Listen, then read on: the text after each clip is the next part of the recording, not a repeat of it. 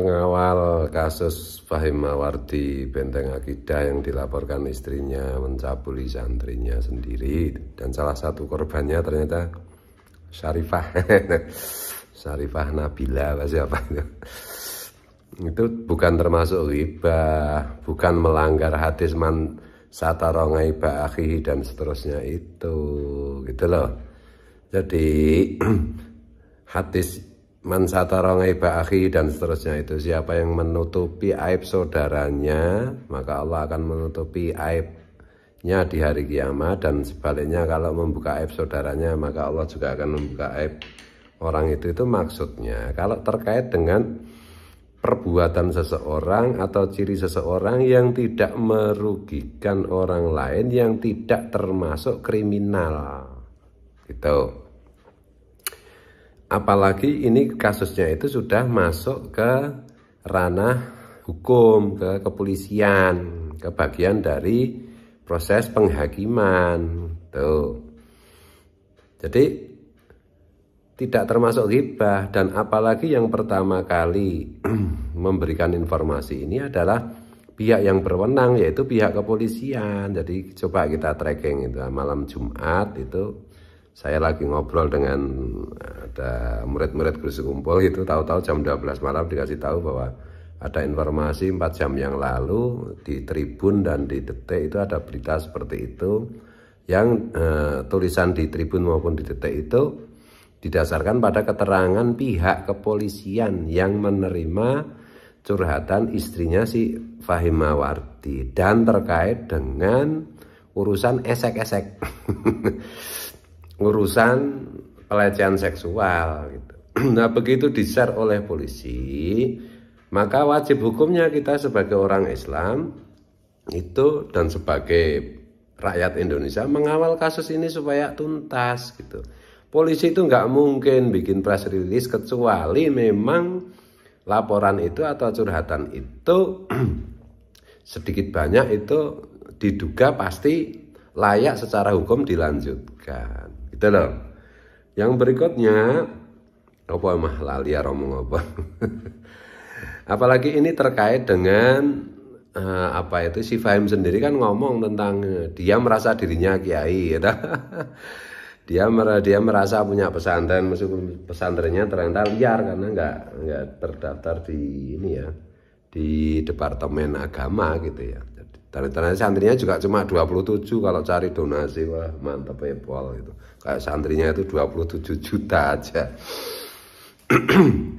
Yang berikutnya apa sih mau tak omong kayak tadi itu. Jadi yang pertama itu ya, begitu itu pihak yang apa itu proses peradilan yang dimulai dari penyelidikan kemudian nanti ditingkatkan menjadi penyidikan sudah dimulai dan polisi sudah memberikan press conference gitu, itu artinya kita berkewajiban mengawal kasus itu yang pertama ya.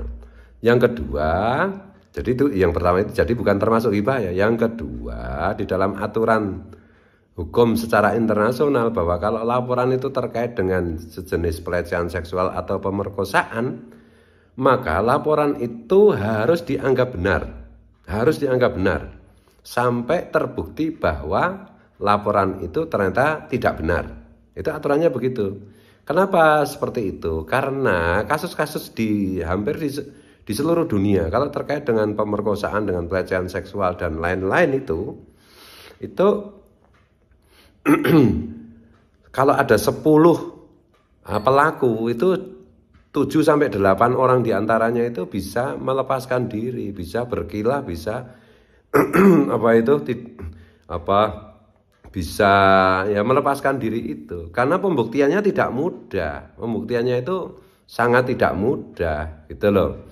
Dan yang berikutnya yang ketiga, ini apalagi laporannya itu dari orang dekatnya sendiri, yaitu istrinya. Kalau yang lapor itu orang lain, itu mungkin patut diduga karena kebencian dan lain-lain.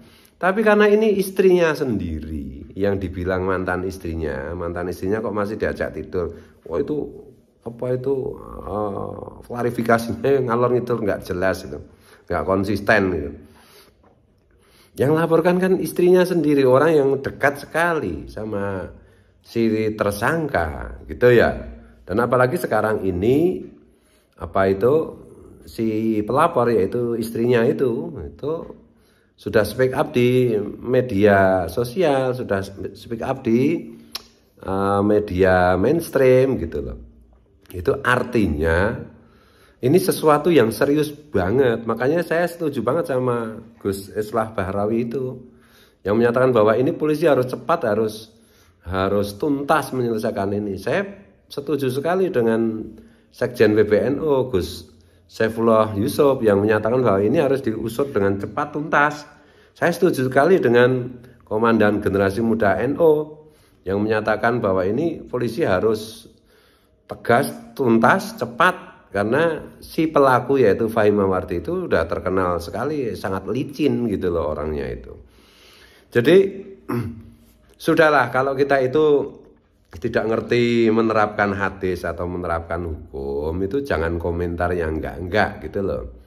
Ada ini kan masalah pribadi. Ini bukan masalah pribadi. Kriminal itu bukan masalah pribadi. Gitu loh. Itu ada yang channel, oh jangan itu kan masalah pribadi. Ini kriminal ini. Kriminal khusus. Sampai secara internasional saja kalau ada laporan yang sejenis ini harus dianggap wajib, dianggap benar ya. Karena sulitnya membuktikan. Karena apa itu pelaku-pelaku itu begitu lihai, begitu canggih untuk berkilah gitu loh. Nah, jangan asal ini belum tentu benar, belum tentu. Ya, kalau tidak mudah membuktikan iya, tetapi 99% itu bisa dikatakan benar ini. Aturannya malah mengatakan secara internasional harus dianggap benar. Gitu loh. Oh, gimana itu ada channel-channel yang membela itu. Kalau yang bela Salafi Wahabi aja pantas itu, kadron FPI, HTI, Khilafah. Itu memang grupnya itu. Itu ya wajar lah. Ada grup, ada channel yang ini malah sok suci. Jangan, ini kan masalah pribadi, jangan bicarakan aib. Ini bukan aib. Ini kriminal. Kriminal itu bukan aib. Kriminal itu apalagi gitu loh. Apalagi sudah masuk ranah proses peradilan. Penyelidikan itu sudah termasuk proses justisia, peradilan. Kalau udah masuk gitu, sama dengan kalau di fikih itu, kalau persoalan pidana itu, kalau di fikih malah bukan hanya persoalan pidana, apalagi masalah pidana ya. Persoalan itu sudah sampai ke hakim. Hakim itu artinya proses justisia.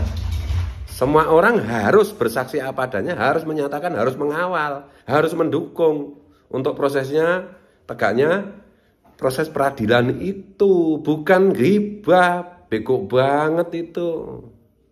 Tolong dong, yang cerdas dong memahami masalah ini itu. Gitu ya.